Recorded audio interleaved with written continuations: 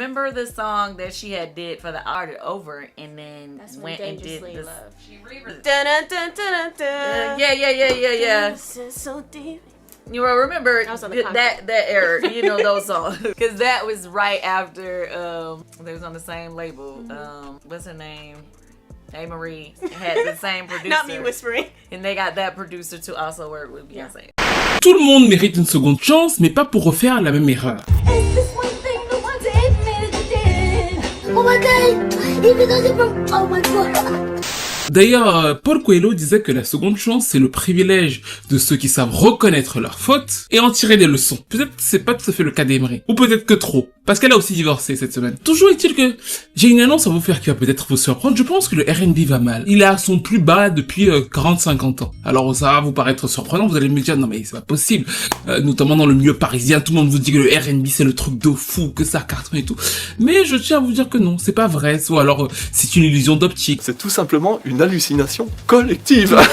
Justement d'un microcosme parisien qui parfois semble comprendre, ne pas comprendre ce qu'il comprend. Enfin, vous voyez ce que je veux dire, des fois ils se comprennent entre eux, et quand je parle de R&B, je ne parle pas d'afro, je ne parle pas de minauder sur des textes que personne ne comprend sur les instrus trap, parce que ça on avait déjà Carla Bruni pour nous le faire avant. Serait-ce possible alors?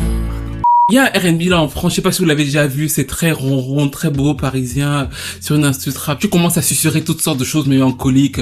Je dors, les oiseaux sont bleus, réveille-toi. C'est peut-être ce qu'on aurait dû dire à Emery en 2001, parce que c'est ce que beaucoup de gens disent sur les réseaux sociaux depuis qu'elle a fait ses prestations catastrophiques au Tiny Desk, où le nombre de notes juste était équivalente au total des ventes du dernier album de Normani. Et il y a une amélioration au BET Award, mais c'était pas ça. Hormis la présence, la danse et tout. Vocalement, ce comeback après quasiment 15 ans, il faut bien le savoir, ça faisait quasiment 15 ans qu'Emery n'avait pas fait de grande scène aux États-Unis, a créé tout un débat autour du Beautiful Privilege. Oui, mais certains avaient dit que Beyoncé lui a volé sa carrière. Au final, elle ne méritait pas tant que ça. Elle a juste cartonné à l'époque parce qu'elle était belle. Elle n'incarne rien d'autre. C'est le light skin privilege. On a tout entendu, ce qui me laisse encore vous dire que le R&B va mal et que notre époque est une époque terrifiante. Je ne cesserai jamais de le dire.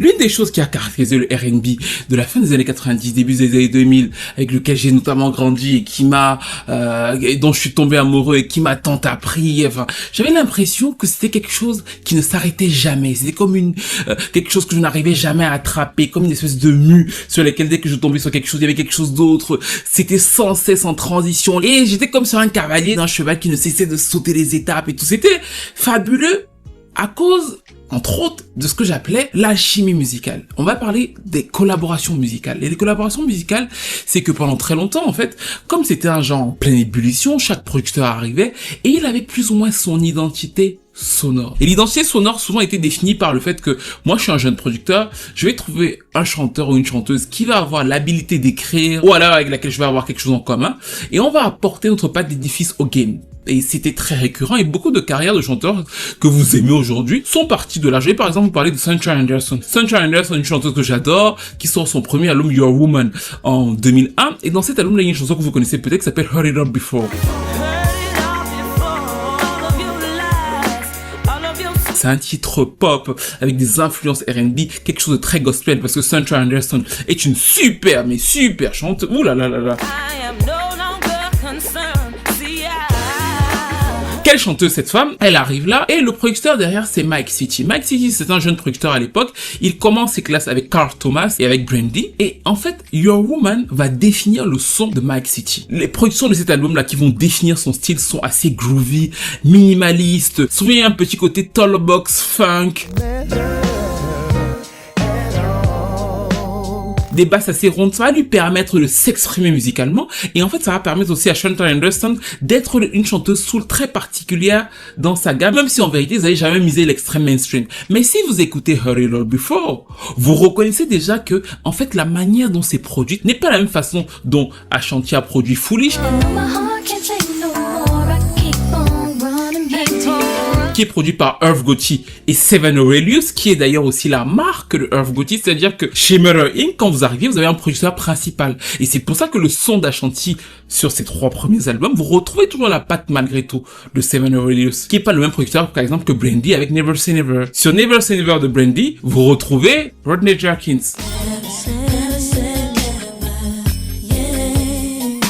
Là, vous vous dites, mais Stevie, où tu nous amènes, en fait?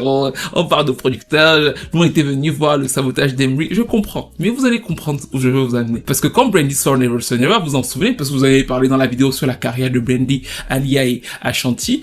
À ce moment-là, on lui demande de travailler avec Timbaland. Pourquoi est-ce qu'on lui demande de travailler avec Timbaland? Parce que vous êtes maintenant très bon, vous connaissez, voilà, vous connaissez le R&B sur le bout des doigts. Parce que Timbaland, c'est le producteur qui vient de travailler avec Aaliyah.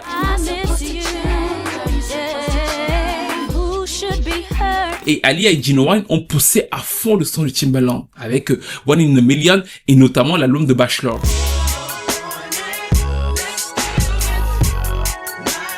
Et maintenant que ça s'est fait, on demande à Brandy, parce qu'on se dit que Brandy est plus populaire, de pousser encore plus loin ce son. Brandy refuse. Pourquoi? Parce que Brandy trouve que l'identité sonore d'Aaliyah va lui coller à la peau. Elle veut sa propre identité sonore. Et c'est donc comme ça qu'elle va travailler sur Never Say Never avec Rodney Jerkins, ce qui va établir une identité sonore. Quand vous écoutez Never Say Never, vous écoutez tous les albums qui vont sortir avant, ça ne ressemble pas.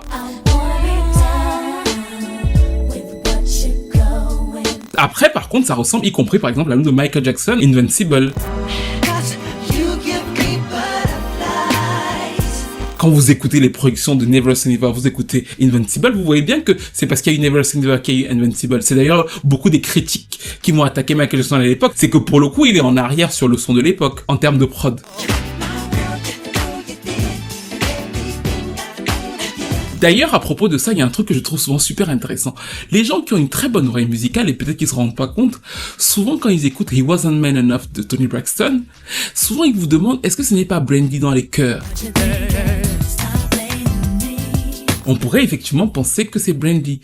Pas dans la manière dont c'est surchargé de sœurs jumelles, mais la manière dont c'est posé. On pourrait se dire, ah oui, Brandy aurait pu poser comme ça. Pourquoi? Parce qu'effectivement, le son de He Wasn't Man Enough for Me vient directement du son que Brandy a établi sur Never Say Never. Et d'ailleurs, pour la petite histoire, c'est à cause de ça que Brandy et Rodney Jerkins vont se fâcher. Parce que Brandy va trouver que son son est trop everywhere! Tu as vendu tout ce que j'ai apporté partout. Et pourquoi c'était important que je vous le recontextualise de cette façon? Parce qu'en fait, Emery, la chanteuse principale dont on parle dans cette vidéo, du coup, arrive justement sur ça. Emery n'est qu'une porteuse d'une certaine époque de ce que j'appelle l'identité profonde sonore. Emery, c'est une chanteuse qui arrive avec un producteur qui s'appelle Rich Harrison. Elle a déjà une première vidéo sur sa carrière. Et c'est intéressant d'ailleurs que je refasse cette vidéo parce que j'avais déjà dit dans la première vidéo que j'allais parler d'une deuxième partie de sa carrière. Et on est en plein dedans. Mais en fait, quand elle arrive avec ce premier album qui s'appelle donc All I Have et que j'estime encore une fois être un des albums les plus importants des années 2000, ce qui est super intéressant, c'est la liaison de ce que cet album apporte. C'est un album qui a les bases vraiment très hip-hop de ce que Mary J. Blige aurait pu poser, structurer et tout. Qui a beaucoup de fraîcheur au niveau des harmonies. Et c'est ça la particularité d'Emery. Elle a un son très aérien. La manière dont vous écoutez par exemple Why Don't We Fall in Love. La prod, vous pourriez vous dire, ah, Mary J. Blige peut poser dessus. Mais Mary J. Blige n'a jamais posé de façon aussi aérienne, avec plein d'harmonies, très sucrées, en même temps, un peu soul, jazzy. C'est très particulier finalement et c'est frais. Du coup, quand tu écoutes ça, tu te dis, ah, c'est intéressant. En même temps, la chanson s'arrête comme si elle allait recommencer. Vous voyez la fin de Why Don't You Fall in Love, quand on arrive sur la fin, on a l'impression que ça peut recommencer au début. L'amour ne s'arrête jamais. Ce que j'apprécie particulièrement dans cet album, c'est la subtilité. Vous voyez, quand vous écoutez la voix d'Emery, justement, elle a pas une voix tu aimes pas. Mais en fait, une voix même peut-être un peu stridente parfois, dans sa manière de poser. Tu ne peux ne pas la reconnaître. Mais par contre, sur All I Have, ce qui est très bien pensé, c'est qu'ils sont très subtils. Sur I Just Died, ça entre. Vous voyez que il peut y avoir une petite référence à Aaliyah, mais progressivement c'est toujours très incarné sur Talking to Me.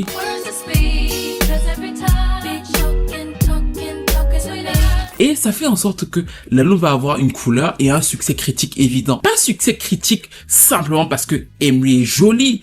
Elle a un succès critique parce qu'en fait, quand vous écoutez cet album-là, il ne ressemble pas à un album de Brandy. Pourtant, oui, elle a écouté Brandy. Il ne ressemble pas à un album de Aaliyah. Pourtant, vous savez que oui, elle a écouté Aaliyah. Il ne ressemble pas à un album de Janet Jackson. Pourtant, quand vous écoutez le refrain de Show Me, oui, on sait qu'elle a écouté Janet Jackson. Le refrain fait très subtilement référence à Jimmy Jam et Terry Lewis et la manière dont les refrains de Janet sont faits. Mais ça reste très Emery.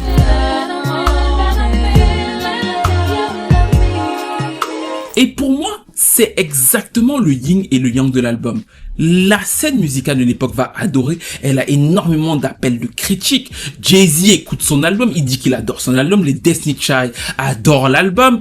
Plein de producteurs parlent du côté novateur du disque. Je me rappelle encore de plusieurs interviews, notamment celle de Claude Kelly, qui dit que Rich Harrison est un génie pour ce disque. Si vous aimez Crazy in Love de Beyoncé, cet album est un catalyseur. Il a le pur son de la côte Est qui a fait de Mary J. Blige ce qu'elle est, avec les arrangements vocaux de Brandy, d'un album de Brandy, et malgré tout ça, il reste unique en son genre, et encore une fois, je trouve que plus les années passent, pour ceux qui les réécoutent, il vieillit extrêmement bien. Et ce qui est aussi, selon moi, d'intéressant, c'est que il a les défauts de ses qualités. Pour moi, le fait que Emery ne soit pas une chanteuse super sucrée, qu'elle n'ait pas un timbre accessible, lui redonne un petit côté soulful qui va la priver d'un grand public. Et c'est pour ça, d'ailleurs, pour moi, que l'album fait 500 000 ventes, qui lui assure un public de niche, mais qu'elle n'est pas une chanteuse mainstream. En revanche, quelque chose de super important chez elle, c'est son image. Très tôt dans sa carrière, ils ont eu du mal avec ça. Au début, et c'est super intéressant parce que du coup, on fait le lien avec les fameux lives, Emery chante en live.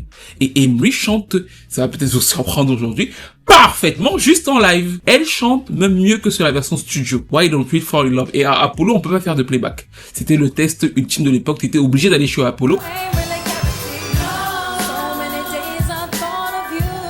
Là où il commence avec un problème d'image, c'est qu'en fait, elle était un peu habillée façon Aaliyah. Ils vont vite switcher ça. Maintenant que vous avez compris la base du son d'Emery, les structures même, je sais que les vidéos un peu musicales vous font chier, mais on a parlé pas mal de DJ. Prenons un peu de temps et likez, commentez, partagez pour parler un peu musical, des petits détails comme ça. Bah en fait, dans cet album-là, il y a un truc très précis qui va progressivement devenir leur marque de fabrique mutuelle. C'est le go-go sound, le style très go-go qui était complètement désuet à l'époque. On le retrouve dans All I Have de Emery sur plusieurs des titres et notamment sur une chanson Got to Be There.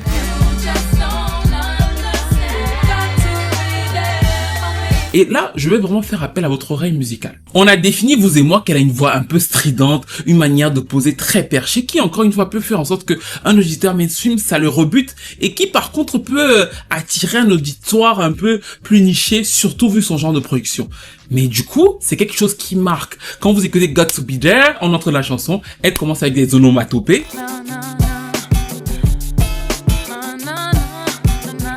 Et ensuite, progressivement, vous allez reconnaître son chant. La manière d'ouvrir, d'aller plus ou moins en entonnoir comme ça, c'est marrant parce que j'ai dirigé une artiste en studio et je lui disais justement que essaie d'aller plus en entonnoir.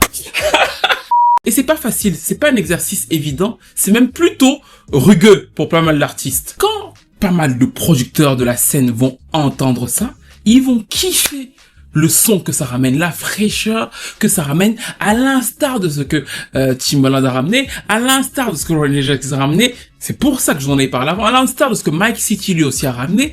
Et ils vont commencer à chercher Rich Harrison. Rich Harrison qui a donc les productions. Et notamment l'une des premières personnes à appeler Rich Harrison, c'est donc Matthew Knowles. Pourquoi? Parce que Matthew Knowles est le président du label d'Emery. C'est le même label en fait. C'est l'homme qui a signé Emery. Donc du coup, le succès se faisant, il se dit, bah en fait, pourquoi ne pas refaire la même chose avec mes petites? Et c'est pour ça qu'il y a une chanson de Kelly Rowland que vous connaissez peut-être qui s'appelle Can Nobody, qu'on peut disséquer si vous voulez un peu plus posément, parce qu'on est dans une vidéo musicale. Et recommencer, on y va, les onomatopées.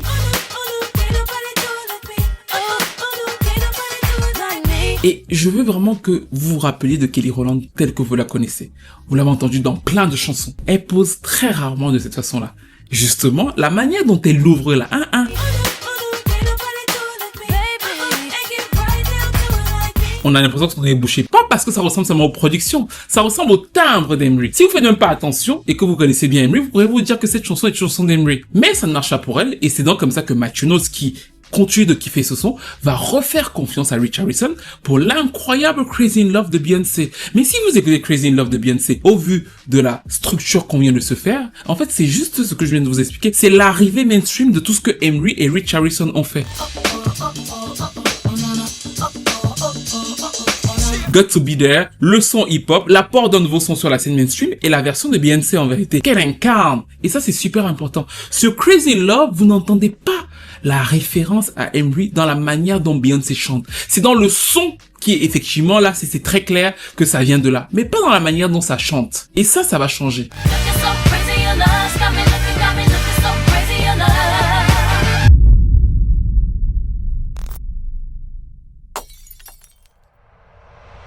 Emery, à l'époque, encore une fois, je peux vous le dire, elle fait des lives et elle chante juste.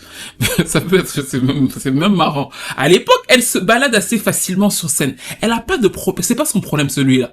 Pire encore, elle commence à voir que Beyoncé, et je l'ai déjà dit, s'inspire de Diana Ross et tout, et elle le fait. C'est-à-dire que quand elle arrive sur scène, elle est plutôt bonne.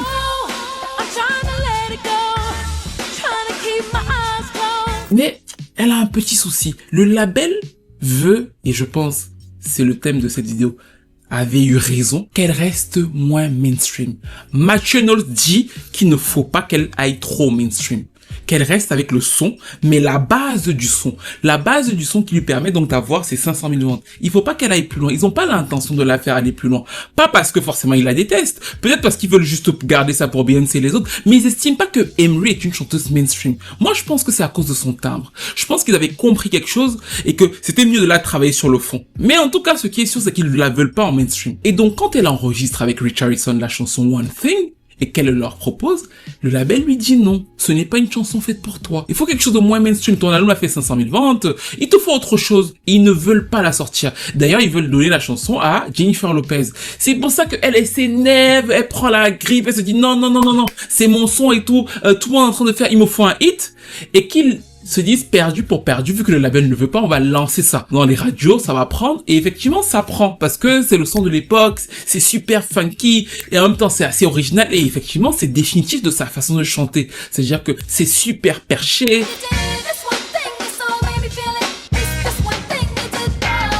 Et, curiosité encore pour beaucoup de gens, elle fait de très très bons lives. Elle est très très bonne sur scène, très à l'aise, on dirait même une métamorphose, elle gère très bien la scène.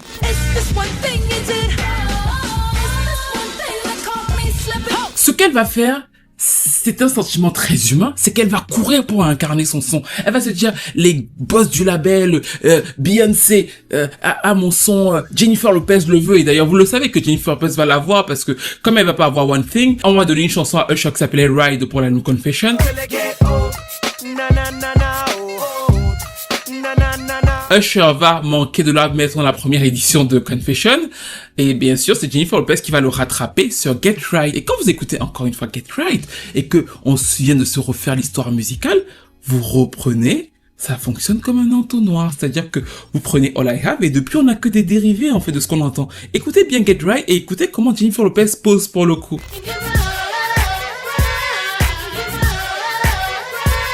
Mais pour moi, et c'est donc le lien, il faut aller revoir la première vidéo, vous allez avoir des répétitions, mais vous allez peut-être mieux comprendre ce que je veux dire là. C'est à partir de là qu'elle perd tout. Parce que certes, elle obtient une notoriété avec One Thing, mais elle n'obtient pas une notoriété artistique.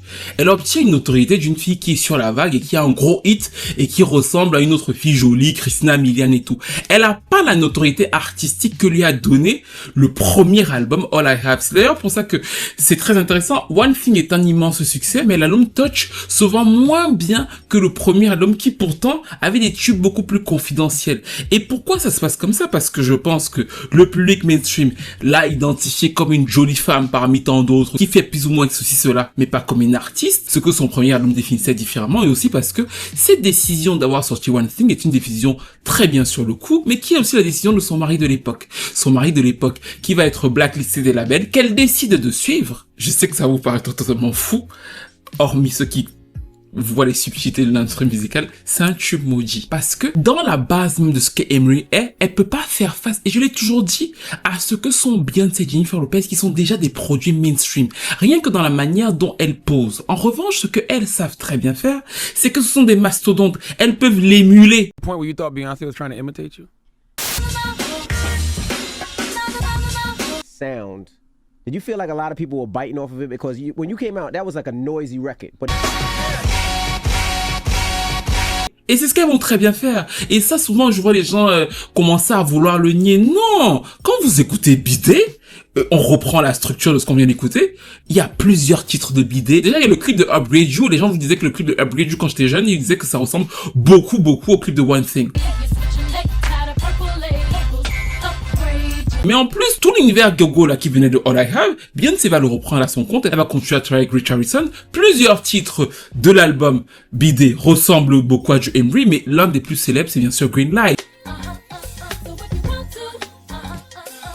Parce que ce Green Light qui est produit par les Neptunes, on retrouve totalement le gogo sound, les onomatopées du début.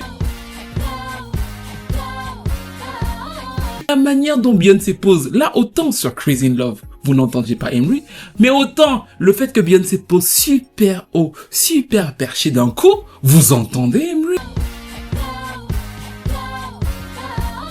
Jennifer Lopez va faire exactement pareil sur l'album Brave. Déjà, Jennifer Lopez, c'est pas une excellente chanteuse. Quand vous la voyez venir déjà en mode je prends un micro et tout, je suis seule sur scène, et elle dit hold it, don't drop it, et son souffle veut s'épuiser là. You don't know that.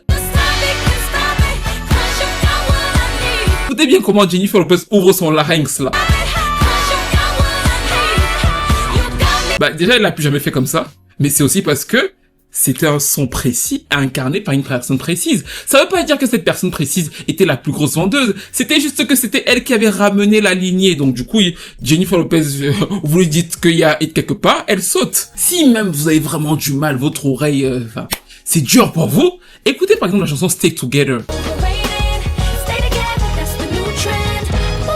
Écoutez juste le flow.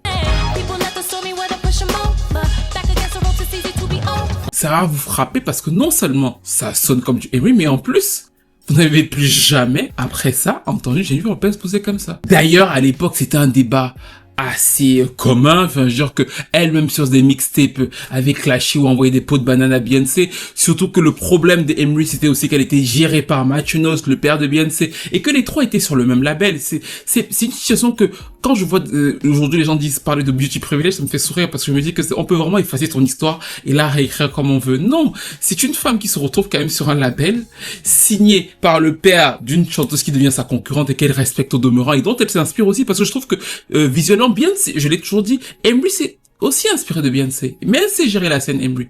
Si ce n'était que ça au début, en tout cas elle savait le faire. Et Jennifer Lopez, c'était aussi une artiste de chez Sony. Imaginez en fait, vous êtes une nouvelle artiste, vous faites 500 000 ventes, votre son inspire les plus gros artistes du label et vous réussissez à résister. Moi je pense justement que l'erreur était là. L'erreur était One Thing. Pourquoi? Parce que One Thing lui a donné accès à un combat qu'elle n'aurait pas dû mener. Pour moi, Emery, sachant qu'elle ne peut pas tenir en tant que chanteuse de hit comme One Thing et que ce n'est pas sa direction précise, aurait dû rester sur ce qu'elle fait de façon générale, à savoir des titres un peu plus funky, soulful, qui ressemblent d'ailleurs à All I Have et qui vont diriger la suite de sa carrière parce que globalement, même si elle va continuer avec le go-go sound, elle va plus jamais revenir à quelque chose d'aussi pop et d'aussi accessible au grand public que One Thing. Paradoxalement, les gens ne l'identifient que pour ça. Ils ne l'identifient pas comme une chanteuse qui a été précurseuse de quoi que ce soit. Ils veulent absolument la résumer à une espèce de petite connasse qui a eu un éclat de lumière en 2005 et ils ne veulent pas lui restituer son histoire musicale. Pourquoi? Parce qu'ils ne sont pas capables en réalité, et ce n'est pas leur travail d'ailleurs, c'est leur droit, de comprendre son histoire musicale. Quand elle revient avec le titre Mine, par exemple, en 2025, parce qu'elle est revenue au R&B avec un titre Mine, c'est du pur Emery, c'est-à-dire que c'est le son de All I Have qu'elle avait commencé au début.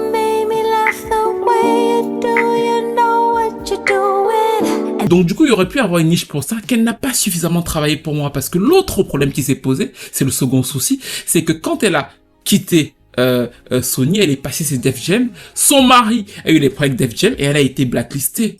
Pendant très longtemps, d'ailleurs, je l'avais déjà dit dans la précédente vidéo, que les gens expliquaient que Emery est certainement blacklistée aux États-Unis à cause de son mari.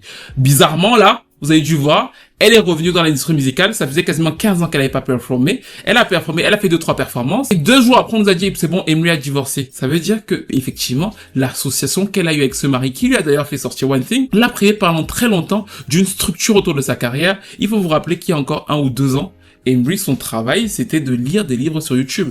She covers her kids' eyes and loudly asks, "What can you see when your eyes are closed?" Je disais tout le temps à un très bon pote que c'est fou, le monde est à l'envers. Je pars sur YouTube, je quitte mes vidéos, après je vais voir Emery sur sa chaîne et elle fait 100 vues. Je suis un des seuls à regarder Emery parler de livres. Finn is another story in the, I guess, Tom Sawyer world. And J'ai été absolument choqué de la voir aussi mal chanter, notamment au Tiny Desk. Mais le Tiny Desk est très particulier parce que je trouve que tout est mal fait. C'est-à-dire que les arrangements, les choristes, souvent sauvent un peu le truc. Mais je l'ai écouté 3 fois, je me suis dit c'est très bizarre même qu'ils aient laissé sortir un tel truc. Alors, c'est un plus ou moins... C'était très moyen au BET Awards.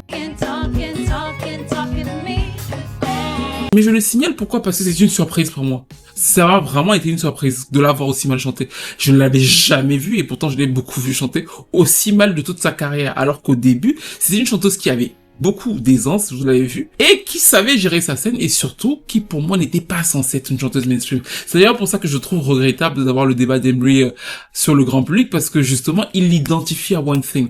Moi, Emery n'aurait pas dû avoir One Thing. Elle est tout à fait capable, et vous le voyez à sa discographie, d'avoir des chansons qu'elle écrit, qu'elle compose, qui ressemblent à son univers, mais qui sont pas aussi mainstream. Et si elle les avait eues, elle aurait peut-être pu construire moins avec des gros hits, mais avoir plus de respect artistique. Et le respect artistique n'est pas ce qu'on lui attribue parce que les gens la voient aujourd'hui juste comme une simple jolie femme qui ressemblera à Cassie ou alors à Sarah Mary, oubliant d'ailleurs que quand elle est rendue hommage à Beyoncé sur Lose My Breath, bah en fait elle était plutôt très bonne vocalement. Mais elle n'a pas un timbre lisse qui aurait pu lui permettre de concurrencer plein de chanteuses pop mainstream, ce que moi j'estimais être une force pour son créneau de base et qui selon moi a été transformé par One Thing, même si c'est la poudre aux yeux, sur le long terme comme une sorte de malédiction parce qu'elle est obligée de revenir sur cette chanson-là à chaque fois face à un public qui est totalement hermétique à l'essentiel de sa discographie qui est pourtant la porte d'entrée de tout un mouvement musical. C'est d'ailleurs assez triste et incroyable en même temps. Et c'est pour ça que j'ai trouvé ça assez horrible de voir autant de femmes dire que beauty privilege alors que justement c'est parce qu'elle est jolie que ces femmes-là ne vont pas chercher les anciens lives d'Emery. C'est parce que ça leur fait plaisir de se dire que elle n'est qu'une femme jolie. Si c'était une femme que les gens estimaient moins jolie, ils lui auraient attribué le fait que non, avant elle chantait bien, peut-être qu'elle a eu des problèmes, peut-être que c'est un divorce. Je ne suis pas en train de dire que c'est là qui était pas horrible, mais la manière dont on la traite pour effacer son histoire, je trouve que c'est assez peu honorable, mais c'est un regret que j'ai depuis avant ces polémiques-là. One Thing n'aurait pas dû exister. Elle aurait dû continuer à nous faire des chansons R&B, on aurait dû être 300 000, 200 000, 100 000, elle aurait fait ses concerts tranquilles. Être une superstar, c'est pas le destin de tout le monde, en tout cas pas pour moi. Et ça ne définit pas forcément l'art et l'impact de tout le monde.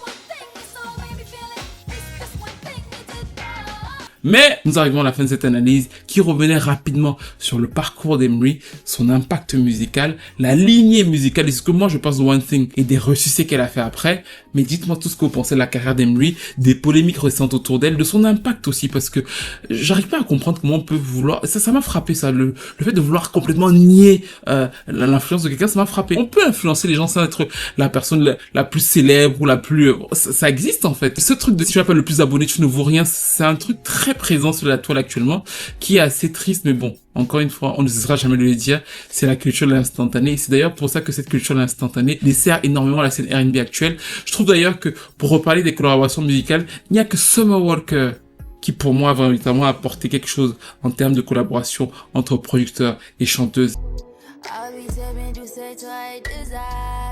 Même Her et G-Mike, ça ne fonctionne pas de la même façon. Et encore moins SZA qui pour moi est plus une songwriter qu'une structureuse de véritables mouvements sonores. Et ça peut-être, on en parlera. Si vous partagez beaucoup et likez beaucoup cette vidéo parce que je sais que vous ne voulez plus parler de R&B, vous voulez seulement qu'on parle de Diddy. En tout cas, c'était un plaisir pour moi de revenir sur cette mini-analyse de la carrière d'Emery. Est-ce que vous vous rappelez de son impact, de comment elle a inspiré Beyoncé, de comment elle a inspiré Jennifer Lopez, de comment à une époque, quand tu écoutais la radio, tu écoutais beaucoup de Emery. Comment, en fait, selon moi, ça ne lui sera jamais rendu, en partie aussi à cause de la manière dont elle est perçue. Qu'avez-vous pensé de ses récents lives? Moi, j'ai trouvé ça catastrophique, mais j'arrive pas à savoir si c'est parce qu'elle ne sait plus du tout chanter, si c'est parce qu'elle va mal, ou alors si c'est une mauvaise passe. Je suis un peu perdu pour le coup, donc je vais attendre de voir quelques mois si vraiment elle est plus capable de chanter, qu'elle arrête, parce qu'encore une fois le créneau dans lequel je veux qu'elle soit, c'est le seul créneau, il faut qu'elle chante. Si elle est pas capable de chanter, qu'il faut chanter One Thing, moi je suis pas capable. Déjà que One Thing ça me saoule, il faut qu'on passe à autre chose et que All I Have reste le classique qu'il est. Bref, n'hésitez pas à me dire tout dans les commentaires, à liker, à commenter, à partager. Et je vous retrouve très vite pour une nouvelle vidéo.